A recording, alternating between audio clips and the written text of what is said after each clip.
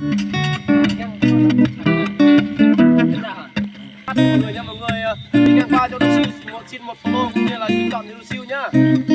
Mọi người có thể ai có quà thì có thể cho Lucio xin nhá mọi người nhá. Lo cái này họ ta.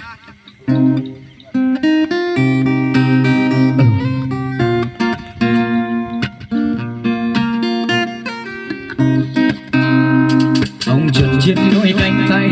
hòa đời em trong phút giây từ ngày thơ ấy còn ước mơ đến khi em thở lòng người ai đâu có hay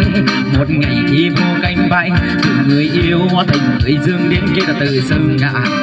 thương em bờ vai nhỏ nhoi đôi mắt hoa mới đẹp thương sao mùi da lý hương vương vươn mãi bên thềm đời phiêu du cố tìm một người thật lòng dẫu trời mênh mông anh nhớ em chim kia về vườn gỗ đợi sao chẳng gió phố thề em ơi đừng xa cách thôi chẳng có nếu em về bình yên trên mái nhà nhìn đời cực sống em còn bên anh có phải không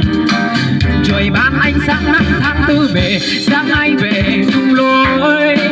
người mang đi đang những cớ sao còn trong tôi một mai em lỡ vấp ngã trên đời thay đổi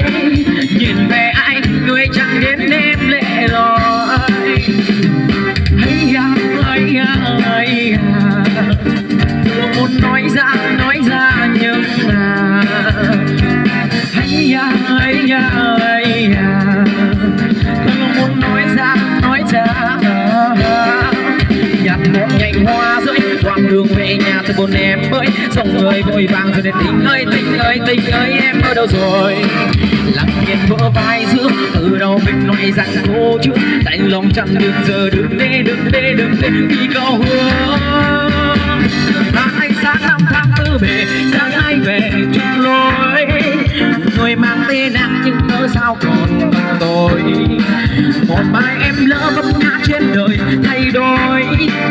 nhìn về anh người chẳng biết em lẻ loi ngày một giờ áo ai khâu vác hoặc rồi lặng nhìn dòng nước con sông phút bồi hồi một lần này hỡi em ơi ở lại đi còn chung cần đâu ngoài kia chỉ là bao tố người ban ánh sáng năm tháng tư về chẳng ai về chung lối người mang tên em nhưng cớ sao còn tầm tôi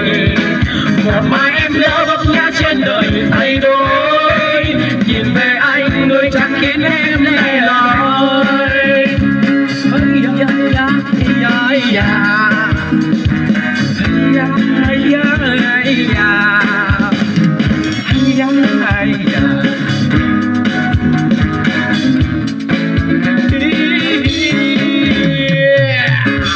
Come on.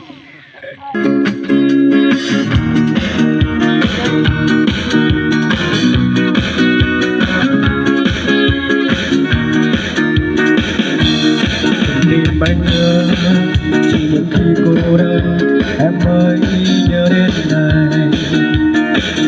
chuyện tình ta đã kết thúc vậy cớ sao em lại như thế đến giây phút đời đây em ơi em đã nhiều thấu lòng em anh đã từng tin rằng em vẫn còn yêu anh từ đây về sau chỉ mong mình sẽ trôi nhau lối đi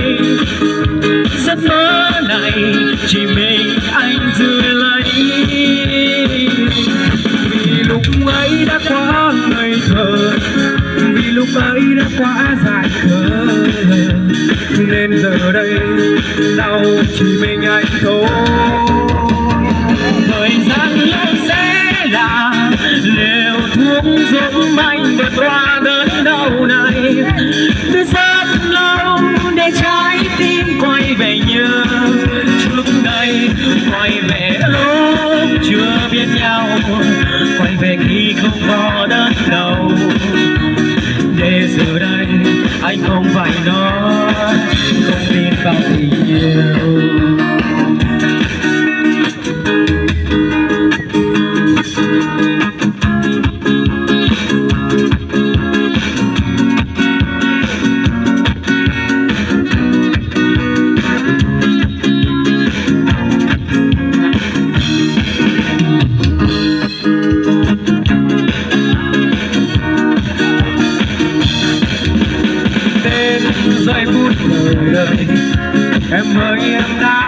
yêu thấu lòng em,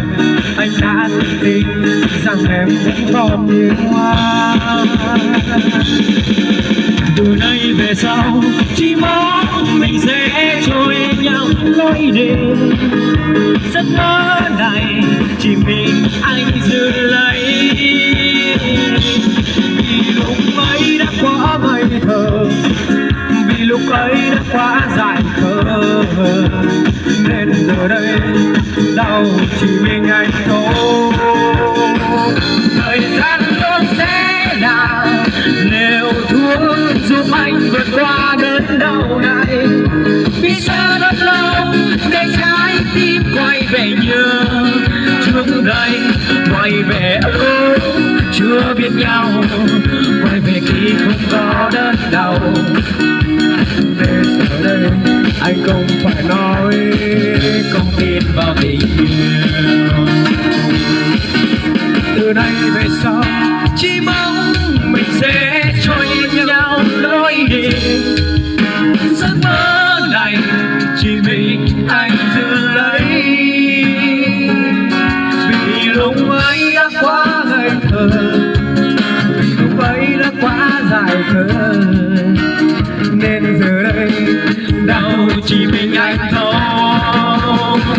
Thời gian lên sẽ là liều thuốc giúp anh vượt qua đớn đau này.